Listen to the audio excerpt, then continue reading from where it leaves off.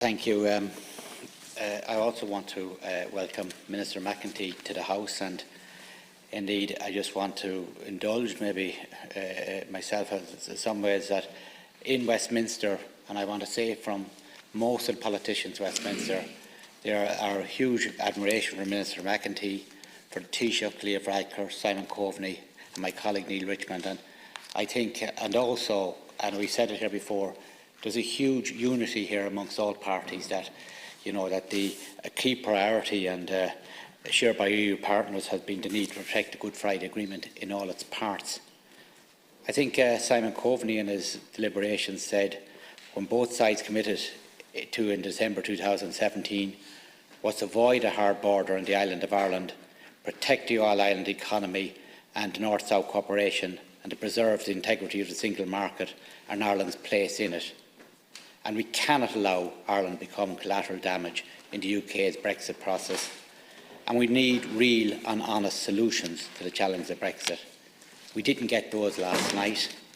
I think the Conservative Party seem to think that there's games playing, or it's a bit like the Oxford Debating Society.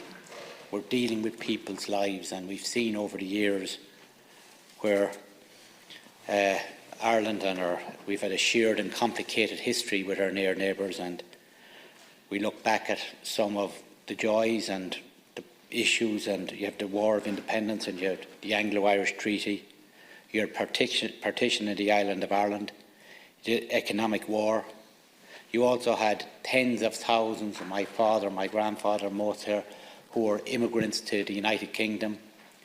They built the roads, they taught the school children, they nursed the sick, and they were well treated. But again, we had two different parallels. We had no political discourse with our near neighbours. Those people effectively were on their own, and as a state we could hardly cater for our own state. But I think we've come an awful long way. And we've come an awful long way because of one issue to me, and that was the UK and Ireland entering the EEC in '73. It gave Ireland a parity of esteem with our near neighbours. Every day, 26 meetings on average a day are taking place between Irish and UK officials. This didn't happen until 1973, and I have no doubts that this brought on the Anglo-Irish Agreement in '85. It certainly brought on the Good Friday Agreement. But this is something our good friends and allies of the United Kingdom, and the fact that they have decided to leave, has been a huge issue for us as well. But then we had, and I just want to say, you have, in 2016, I was invited at the time by the SDLP to launch the Irish for Europe in Westminster.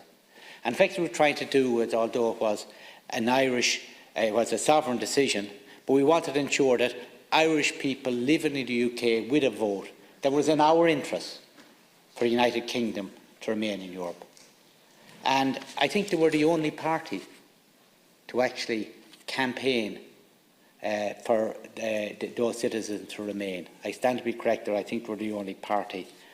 And I think, and I said that day, what happens in referendums is that people never vote on the question that's put to them. They've only had 2 referendums in the UK, I think, since the 40s or 50s. We had 27 referendums in 27 years. People never vote in referendums about the question that's put to them. They don't like the government, it could be water, it could be turf cutting. In the United Kingdom, it was about immigration. And the island of Ireland and the border in the island of Ireland didn't come into this discourse. But unfortunately, it's there, and we have to ensure that the Good Friday Agreement is protected. Finally, just want to say, I want to pay tribute to Dominic Grieve, Keir Starmer, Anna Soubry, many others. I know from Westminster, 80% of the MPs and Lords, there is a generosity towards the island of Ireland. They are absolutely horrified at what's happening, because what you have now is the worst form of English nationalism. And it is causing, and it has caused, a huge cancer on the politics of the United Kingdom, but it cannot cause a cancer on the island of Ireland.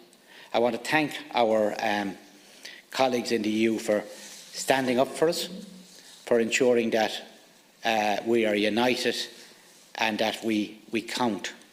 But again, there are people within the Conservative Party who still haven't accepted that the island of Ireland, that we have a parity esteem.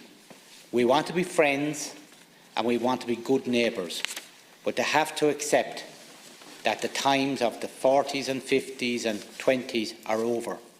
And I know they don't reflect the generosity of English people, the generosity of the British people. And I hope that in the coming weeks that Boris Johnson will come up with some credible solutions. But again, as I said, we respect and we regret the UK's decision to leave. But the fact remains that the government will continue to represent and protect the interests of Ireland. And I said, as Simon Coveney said, it's for London to decide what it tends to do next. But it is very, very worrying, and especially last night it was like a kite flying, but it didn't fly very high, because we have to be absolutely united in ensuring that, that the island of Ireland and the Good Friday Agreement will not become collateral damage in the UK's intent on Brexit. Thank you, Senator.